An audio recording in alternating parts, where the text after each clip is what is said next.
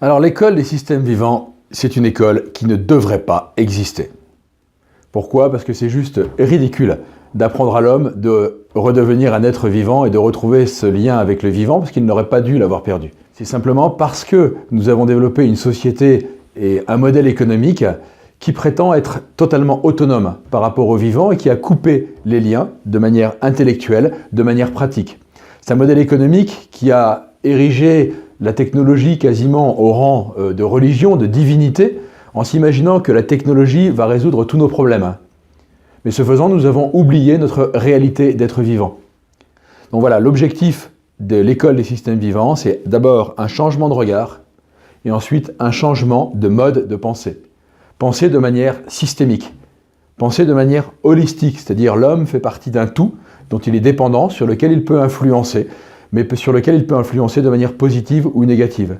Le changement de mode de pensée, c'est vraiment l'objectif premier de l'école des systèmes vivants. Recommençons à penser comme des êtres vivants.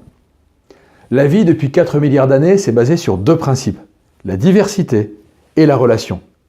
Et nous, notre système économique aujourd'hui nous amène à mettre dans des filières, dans des silos, dans la concentration, dans la standardisation, dans l'homogénéisation, un système qui n'a jamais existé en 4 milliards d'années d'existence de la vie. L'école des systèmes vivants, redécouvrir la vie, la contempler, l'observer, la comprendre autant qu'on le peut pour en déduire nos modèles économiques. Dans les formations que nous allons avoir, d'abord il y aura avant les formations des échanges avec des scientifiques, avec des chercheurs, avec des entrepreneurs, avec des agriculteurs, pour que ce que l'on apprenne dans les systèmes vivants ne soit pas une idéologie, mais une réalité.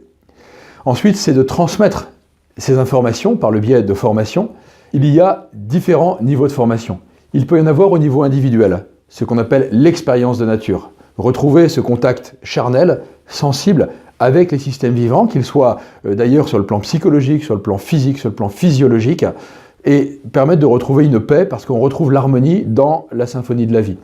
Il y aura aussi des formations plus générales sur l'économie vivante, comment redévelopper un modèle de société qui s'inspire et qui s'adapte au système vivant, et surtout des formations très opérationnelles pour les entrepreneurs, pour les cadres des entreprises, pour les collaborateurs des entreprises, pour développer ce modèle économique au sein des entreprises. De nouveaux modèles de RSE, mais surtout de nouveaux modèles économiques.